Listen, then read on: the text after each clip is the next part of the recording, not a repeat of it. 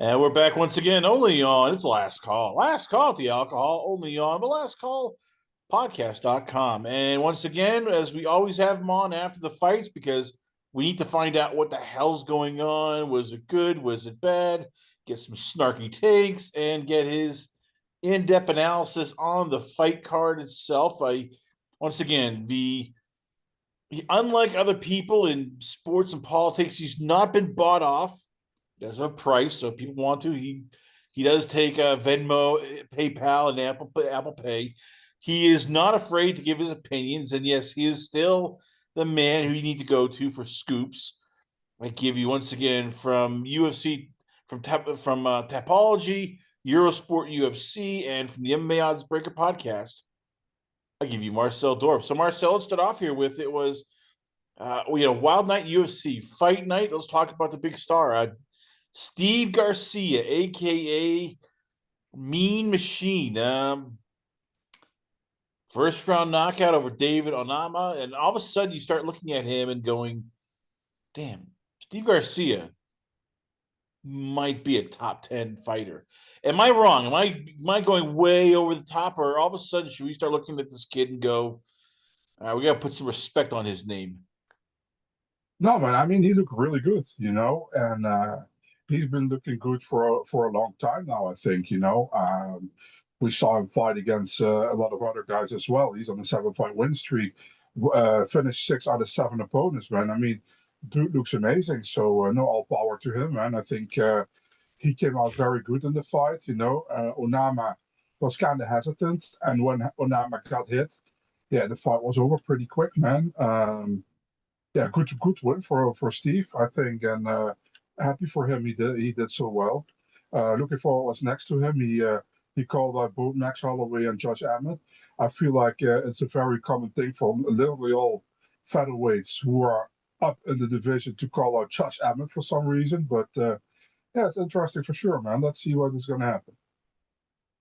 In your opinion, what changed? Because there was at one point we were looking at this kid and he's, you know, 12-5. We're not sure if he's going to be, because hey, he lost to a guy named Machate, and then all of a sudden, it's as you said, 7 straight wins.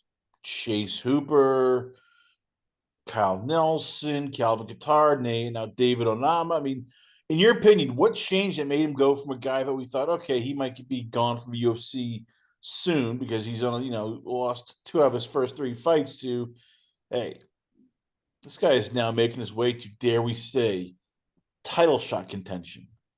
Hmm. Yeah, I mean, I think he can come pretty far in the division, man. Don't know where.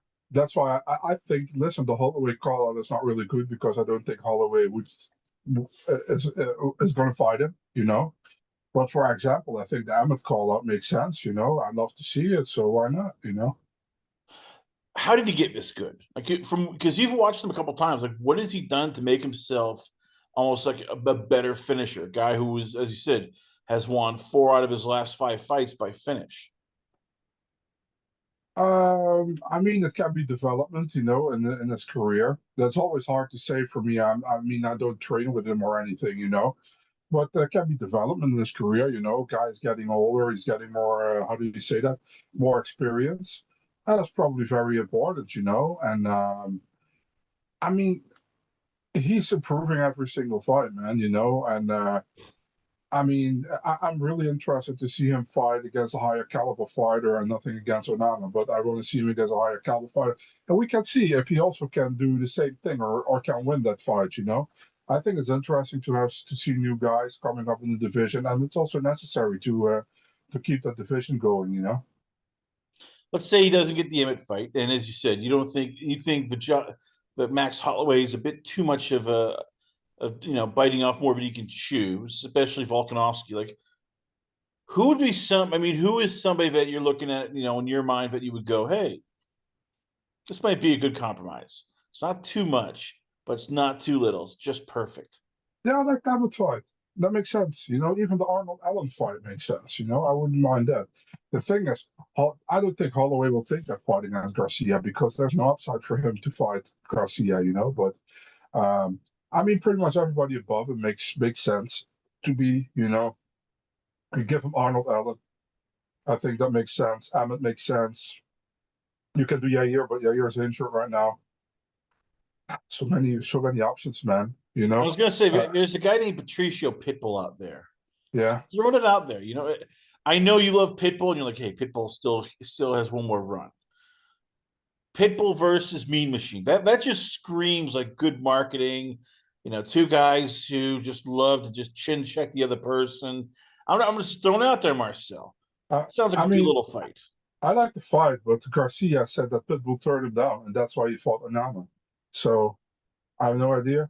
I mean, it's from one side, you know, so I cannot say it's 100% true because Patricio hasn't said anything.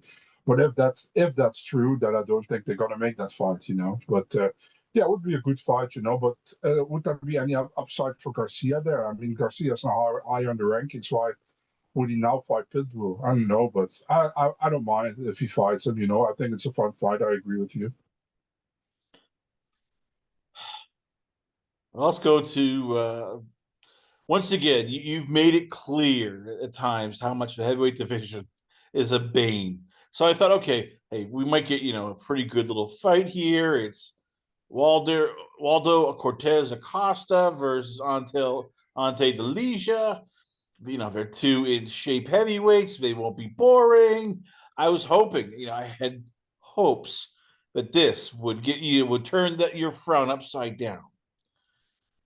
And no, it did not. It was, we got to finish, but we got another eye poke.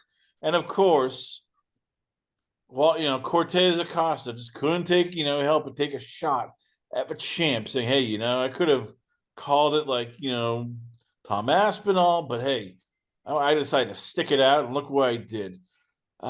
Again, we go by this. I feel like a broken record. Why can't we fix this frigging glove issue? And why can't we just disqualify a guy if he pokes somebody in the eye? It sounds just simple. Disqualification for eye pokes. It shouldn't be Yeah, this hard, Marcel. You need to get on this. You need to call your people. It's a worldwide campaign. DQ for eye pokes, intentional or unintentional. I think we talked about this last week, man. Like I said, the UFC has to get a certain curve in the glove, and also has to make sure that like the how do you say that the material inside the fingers is a little bit less stiff. You know, that's easier to how do you say that to make a fist. The funny thing is actually that Ante Delia did an interview, I think, with MMA Fighting a couple of days before the event, and he said like in my 35 fights, I never eye poked somebody. There should be harder punishment for it. And then he eye pokes someone. It's pretty funny. Um, So I agree with Ante. Disqualifications right off the bat. yeah, No more accidental. Oh, it's accidental eye poke. No, you're being disqualified. That's what's yeah, happening here, buddy. I would be good with that, man, because now you got a really weird situation. I felt like where Delia get the win at first by TKO before they saw that there was an eye poke. He celebrates with his team and his fans. Then they act like, oh, it was an eye poke, you know, we give him 5 minutes or whatever, but it was really over the 5 minutes, I feel like, but okay. And then they restart the fight, and then Waldo knocks him out, which is crazy, actually, he did. But is that the right protocol? I have no idea if it is. And obviously, Anti had an adrenaline dump, like always happens after after you're done. So I feel like it was a real weird fight, man. I mean, um, at the end of the day, I mean, Waldo got the win. It feels like a weird fight. It feels like should have been no contest, you know. But yeah, I don't know, man. It was overall super weird. I feel like, you know. I don't know how you look at it. My stance is disqualifications. If UFC's not going to get the gloves from Pride, which they don't want to do because they're cheap, disqualifications. That's why I'm calling on you. You got people. As I said, you have peeps so high up in the MMA offices and the I am AAF federations. You can start networking your people. Go, hey, we need to campaign. Eye pokes equal DQs. Just put public pressure. Call your that secret bat phone you have, Dana White, going, hey Dana, We need disqualification for eye poke. Make it happen, bitch. I'm telling you, that's what we need to do here. I think it's with commissions, and yeah, it's. Listen, I don't disagree with you, man. I think there should be a harder punishment for sure. And if it has to be disqualification, it has to be disqualification. It's good. I have no problem with that. Um, yeah. What you want me to say? Fucking Uh, sucks. and speaking of it sucks, let's talk about. Uh, Usually, a guy gets a submission victory. Everybody's talking about how good he is, and hey, we're looking at it's going to be great. Unless you are Del Val, and then all of a sudden people are talking about, hey, his opponent was on the take. There are all these prop bets coming up against Isaac Bulgarian, including like betting sites. Was yeah, if you lost on Bulgaria, we're giving you your money back here. Mhm. I don't want to say the UFC, I told you so, but we've warned them. This betting and getting involved with DraftKings, there were going to be issues, and now all of a sudden you're starting to look at this fight and go, was it fixed? Did we get some WWE style in this? So, I mean, the line moved like a lot before the fight. I think a couple of hours before, there came a lot of money in on Del Valle by first round finish. And then it happened, which is crazy, of course. Thing is, as long as I cannot prove it, I won't say it, but it's definitely something fishy going on. Because like the betting, I think the betting offices, they give credit to the people who put money on Bulgarian, and that's already weird. So definitely something happening. I don't know what exactly, because I mean there is not much info out of it about it. The UFC didn't reply to it yet. Listen, I hope for Bulgarian, it's just all a big coincidence. But man, I mean, if he if he in fact threw the fight or whatever, that would be bad, really bad. But yeah, there's what I mean. You cannot say anything, because like it's not proven, but it doesn't look good. Let's put it that way. It doesn't You can look say good. it. There's something rotten in Denmark. And yes, I know it's a W innuendo right here, but I mean, this smells fishy. Like all of a sudden, like huge action. Hey, he's going to get submitted in the first round. Yeah, Like, hmm. yeah, And it's usually definitely off. Vegas knows more than we do. So when they're going, hey, this is kind of fishy. Hmm. Even UFC has to go, yeah, something's fishy here.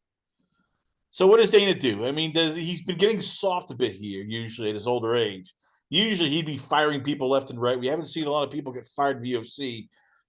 We've seen even a guy, have an ankle bracelet because of armed robbery and home invasion. But hey, he's not getting fired. So is this the guy? Is this the one where Dana goes, yeah, this guy, this MFer is fired. Listen, bro, if they can prove it, he's done. He's fucked. He's like Derek Minard, you know what I mean, or James Cross. If this is the thing, a lot of people say like, yeah, he trained with James Cross was his coach before. Yeah, okay, that can be coincidental. But at the same time, it's really fishy, like you said. I fully agree with you. And I listen. I never really look at the betting odds before a fight. Yeah, I do when I do the breakdown, but not before a fight. And a lot of people actually told me, like, dude, did you see the crazy line movement on that fight? I was like, no, I didn't. And then I checked. It was like, yo, that's weird. And yeah, it makes it extra weird, obviously, that he then got finished in the first round because a lot of money came in on Jadir Del Valle in the first round. So yeah, what can we say, man? Let's wait what the conclusion will be. But man, it for sure. I mean, doesn't look good.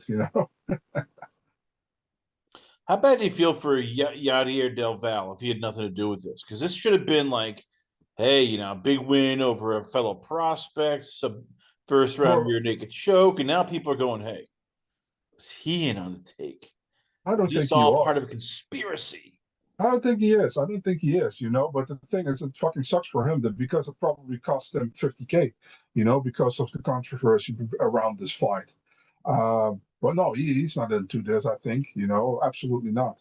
Um, but yeah, it just sucks for him because he got a great win. I know everybody is like second guessing that win because they're like, yeah, but maybe Bulgarian was compromised. You know, you never know. So it actually sucks for him as well. He deserves to get more credit for the win, in my opinion, than he gets, but he probably won't get it. You know. If you don't remember, Ketlin Vieira at one point Yeah. was supposed to be a pretty big effing deal. Mhm. Somebody who the UFC signed to the bantamweight division. We thought this was going to be somebody that was, hey, she could be a threat to title contention. And at one point, you look at her record, and it was like, oh wow, she's up there. She had won 10 straight fights, including an arm triangle submission over Sarah McMahon, split decision over Kat Zingano, and then life comes at you pretty fast. Ever since then, she is dropped several fights now. She is 15-5, which means in her last 10 fights, she's 5-5. And what the hell happened? I mean, this is somebody we thought was going to be, Billy Badass, and now it's like, oh crap. How many people she beats are people who are leaving the UFC or no longer sort of in the UFC. For what it's worth, first of all, I think that fight sucked donkey balls, you know, and it was mostly because of Catlin, who tried to everything to not fight and to hold on Dumas. First round, I gave to Catlin. I think she did well in that round. She did more than Dumas. The second round, that's the one, the round which was really like a 50-50. The third round was clear for Dumas. So if we go to the second round of the fight, uh, I think Dumas did the how do you say that, was more busier early in the fight. And then Catlin took her down in the last 90 seconds and she just held her down. So a lot of people thought that Catlin won the fight. But I'm actually happy that they gave it to Norma, you know, because Norma was the one who wanted the fight. Catlin was trying to hold her down. Yeah, another great fight overall. And yeah, Catlin Vieira, every time she is like inside of, how do you say that? And when she has a title inside, she fails, you know? So yeah, what can you say about her? You know, she got knocked out before, she got stopped before. I mean, she's pretty decent overall if you look at the whole division, you know. But the division overall is not really good, you know. But she's pretty decent, and I think for the division, it's much better that Norma won yesterday than Catlin did. Because like Catlin was pretty much trying to hold her down the whole time and pretty much don't do any damage. And Norma actually wanted the fight, although it wasn't great, but she wanted the fight, so I had no problem with it. So the rest of the card, the main card, we had Jeremiah Wells defeating Themba Gorimbo by unanimous decision. Yeah, We mentioned before Del Val defeating Bulgarian. We had Charles Racky defeating Daniel Frunza by third round rear naked choke submission.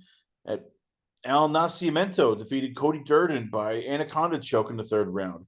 You had Billy Elakana defeating Kevin Christian first round submission rear naked choke.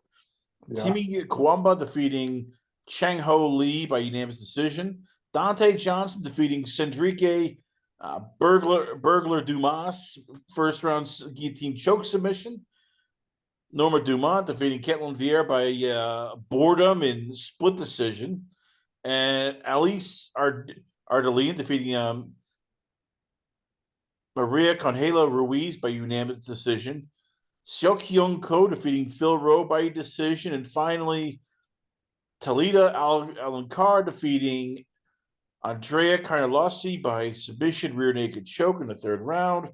I guess, Marcel, the big question is how many of these fighters actually belong in the UFC? And if you were in charge, how many of them would be getting pink slip the next day?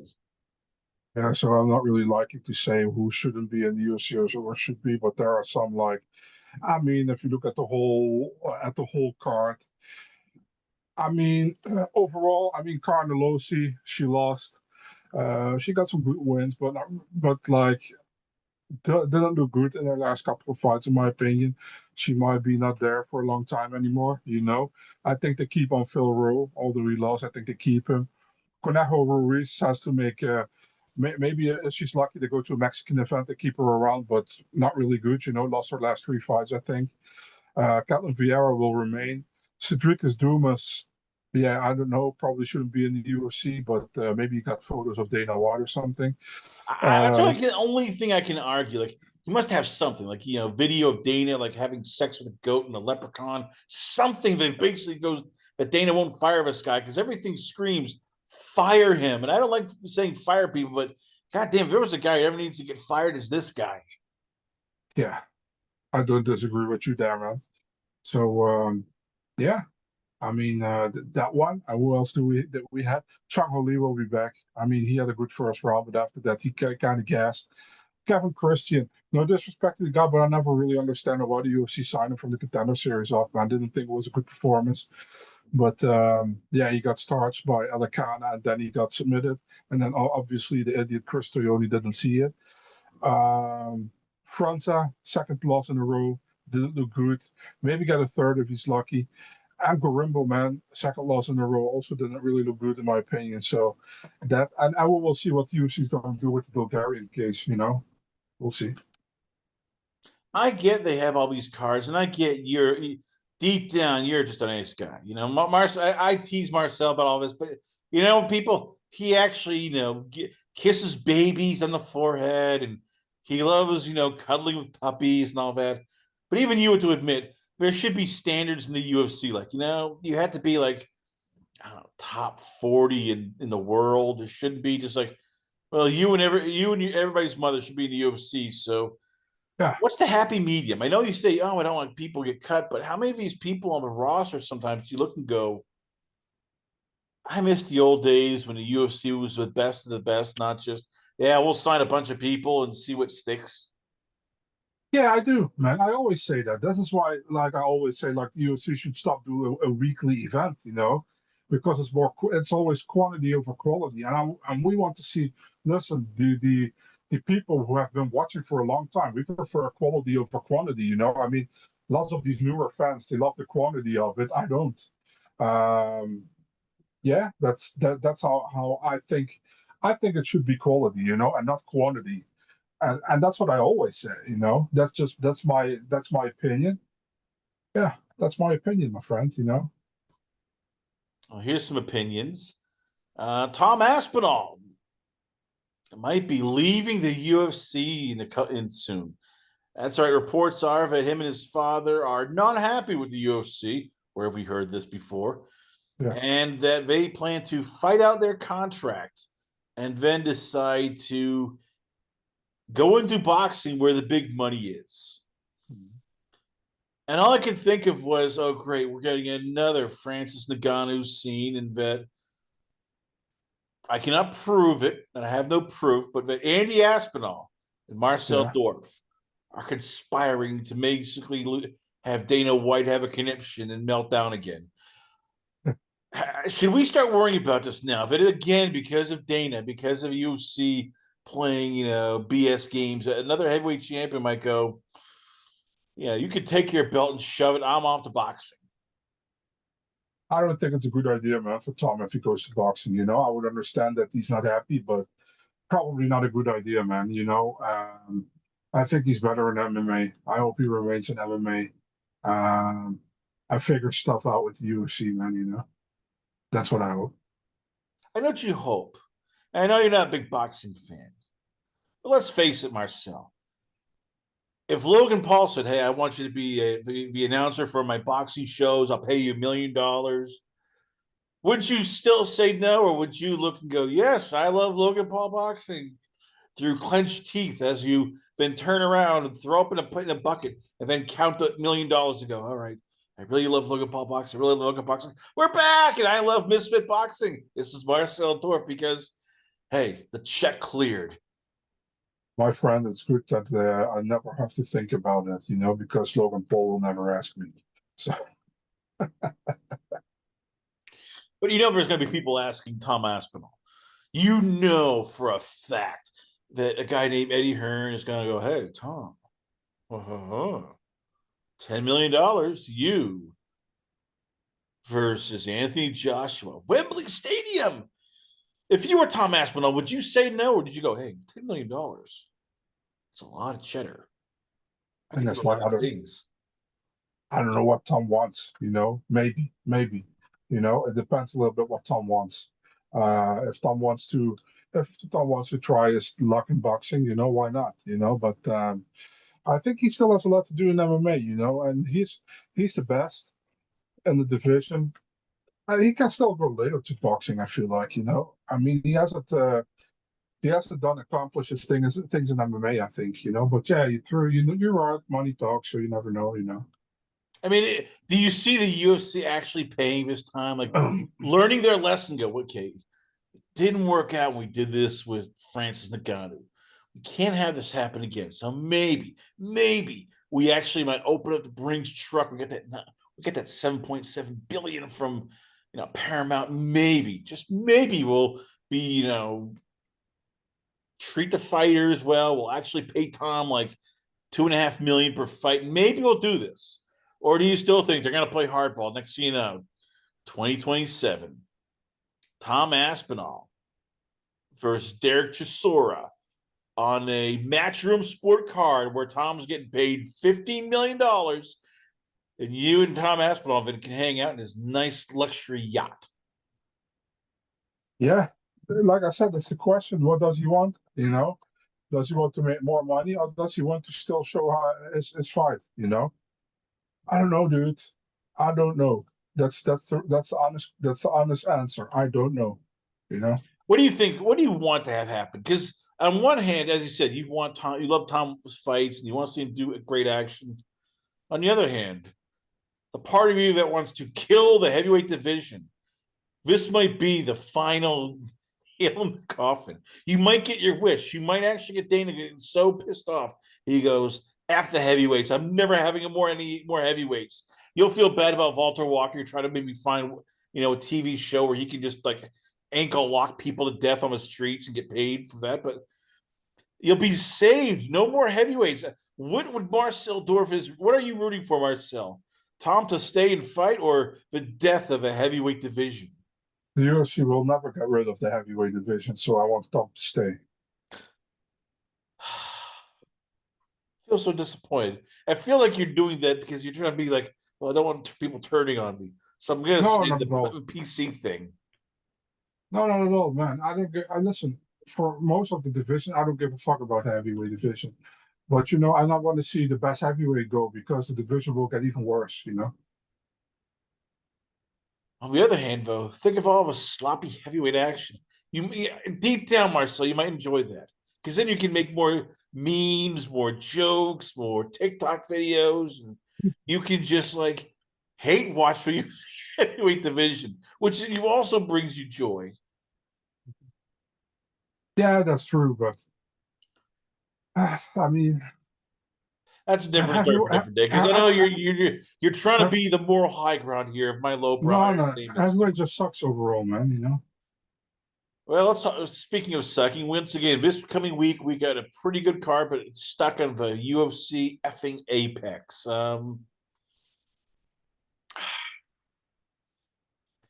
Why do they do this? Why do we have these friggin' Apex cards, which almost nobody goes to? The fighters don't like that there's no fans, and that hey, yeah, basically they're fighting in front of just a couple friends, family, and that's it. Like, why would you still have these godforsaken Apex cards? Because it makes the UFC still money, man. That's all the only reason, you know. And they're like kind of, how do you say that, kind of lazy. They don't give a shit about these cards. They just put it up.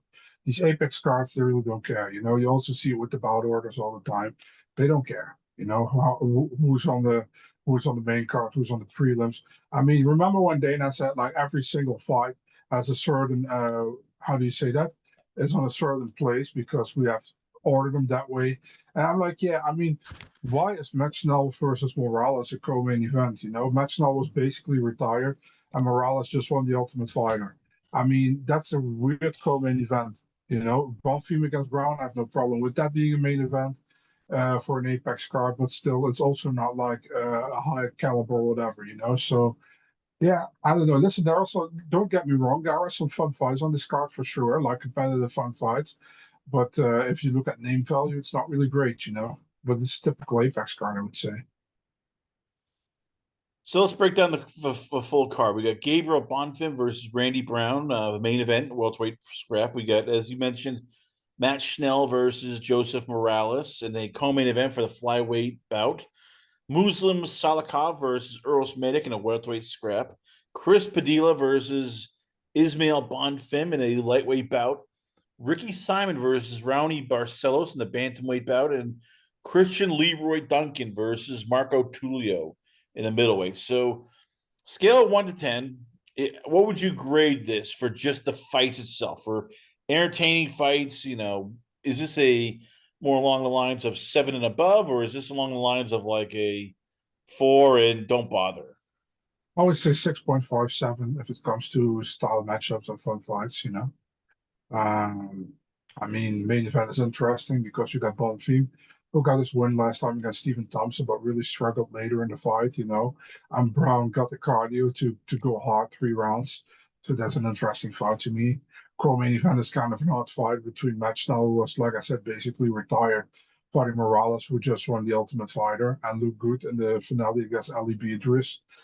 Um, Medic against Salikov is a fun matchup, I think. You know, both guys love to strike and to bang. And Salikov is really technical. We all know that. Medic is a very tough guy. So that's going to be a fun fight. We got Chris Padilla against Ismail Bonfim, the older brother. Bonfim, if he's on his game, he's really good, I feel like. And Padilla has really done well so far in the UFC, has only won. So interesting fight as well, you know. Ricky Simon, Leone Barcelos. Simon looks like he found his 2.0 version in his last couple of fights. Fighting Barcelos, who is still super tough. Interesting fight as well. And absolute banger, I think, open the main card is Christian Leroy Duncan against Marco Tulio. Duncan sometimes looks like, listen, he can be very spectacular and sometimes looks really like, yeah, not really good, you know.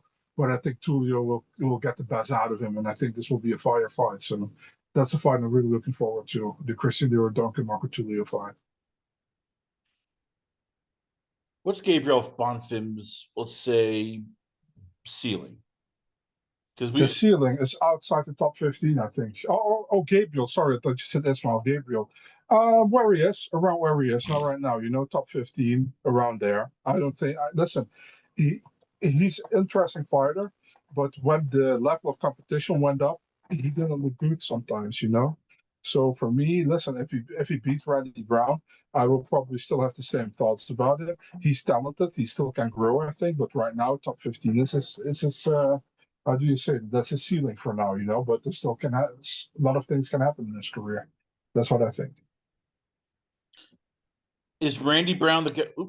Is Randy Brown the guy who's gonna challenge him in terms of, all right? Yeah, we saw the Stephen Thompson fight. Okay, he struggled in the third round. Is Brown one of those guys who might push him to the next level and go, hey, you need to, show a different level, or is Randy Brown sort of a safe fight for Gabriel in terms of level of competition? But it's definitely not a safe fight, and he can match, I think, with Gabriel. The thing is, like, Brown has to be on his A game for this fight, you know. We've seen if Brown is on his A game, he can give people a very good run for their money. But we also have seen him where he didn't look really good and where he got finished. Although has been against Jack Della Maddalena, who happens to be the champion, you know. So I think Brown could give him a good fight. You know, I wouldn't be surprised if Brown wins. To be honest, you know, I think we'll be competitive unless listen. Gabriel is the most dangerous early in the fight. You know, if he gets him out early, I'm also not surprised. But the longer it goes, the more I think Randy Brown will have a good chance to get the win here, man. So it's an interesting fight. It's a good fight for both guys to see where they're standing in the division. And a deserved step up for Randy Brown, getting a chance to fight somebody in the top 15. And Bonfim, I feel he kind of gets punished for his fight against Thompson, where he didn't look good in the last round, in the last 1.5 round, I should say. He still got the win, but I feel like the UFC wants to see where his ceiling is, so that's why they match these two up. Speaking of matchups, Muslims Salikov, aka the King of Kung Fu, 3 fight win streak. Last time out, we were going, holy crap! That now that is a knockout. 42 seconds with a right hook that literally just basically took Carlos Leo, put him into the dream zone. Yeah. Uros Medic, is this a fight which could be Another highlight reel win, or is Medic a kind of guy you look and go, all right, well, he might ruin the King of Kung Fu's night. I mean, an interesting fight, man. I mean, Medics is always like, I think, really fun to watch, you know. But we saw what Muslim can snipe, you know. So it's an interesting fight. A Muslim is over 40 already, but still looks good. So yeah, it's interesting, man. I'm not sure what to expect from this one, but should be fun. Yeah, we'll see, man. We'll see. I think it's going to be a good fight. Looking forward to it. But yeah, I don't know. We have to see how it's going to happen. But it will be an interesting fight for sure because both guys are really like, how do you say that? Are fun to watch, you know? The fight I'm interested in is Christian Leroy Duncan versus Marco Tulio because we talked Yeah, about 205, kind of a thin division, heavyweight, very thin division. Middleweight is sort of almost a thin division right now in terms of we're looking for somebody to emerge from the pack and go, okay, this is going to be the next rising young guy. And look, neither guys are young, but they're not old. So let's start off here with Marco Tulio. yeah, He has one loss his entire career. Actually, has not been to the UFC. He is riding high on a, give me if I'm correct, 10 fight win streak here going into this, including his first two wins in the UFC by knockout.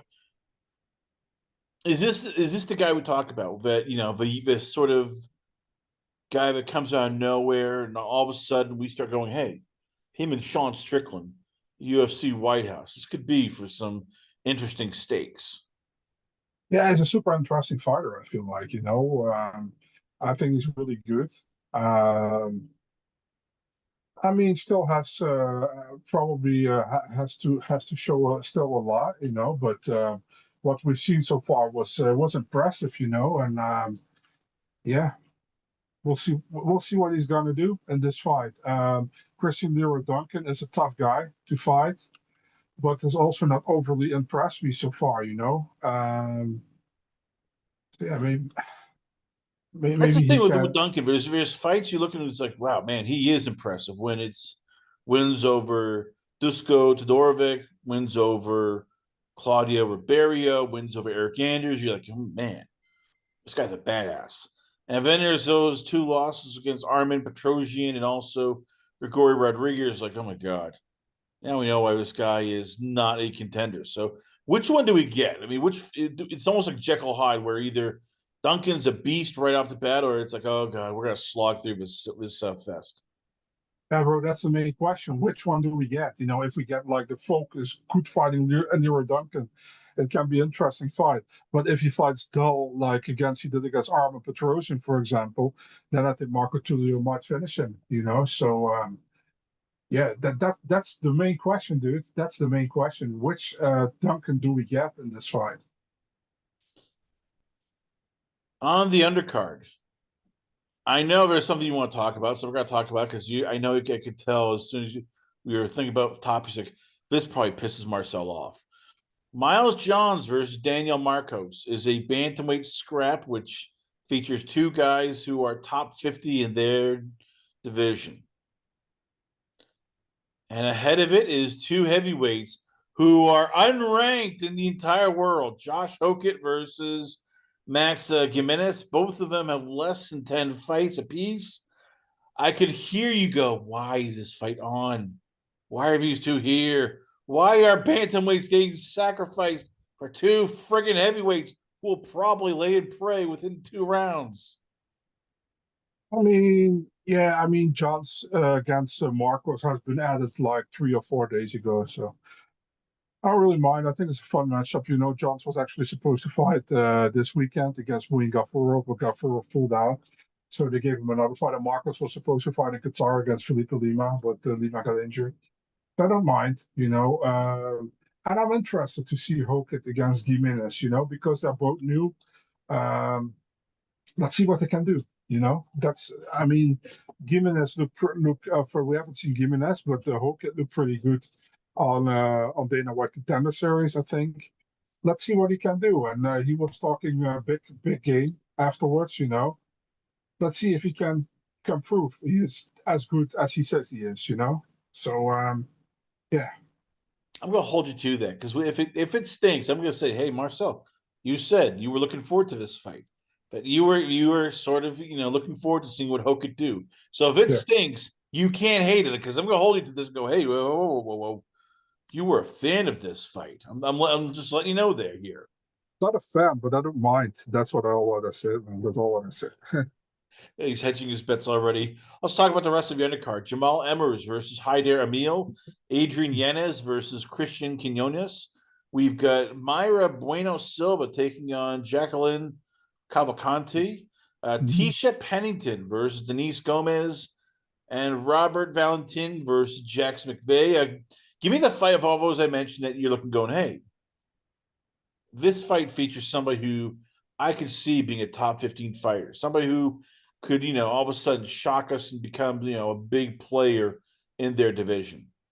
Well, I'll just go through all. Haider Emil against Jamal Amors. Interesting fight. Both guys were supposed to fight other fighters in this card, but they matched them up together. Haider Emil coming back after that first career loss of his against Delgado. Amors always in fun fights, kind of like inconsistent, but very fun fight, I think, to watch. We got Adrian Yanez against Christian Quinones. Yeah, I feel like this is a fight Yanez should be able to win. He needs to win as well. Quinones pretty decent, but I wouldn't say like particularly UFC material, to be honest. But okay, we'll see.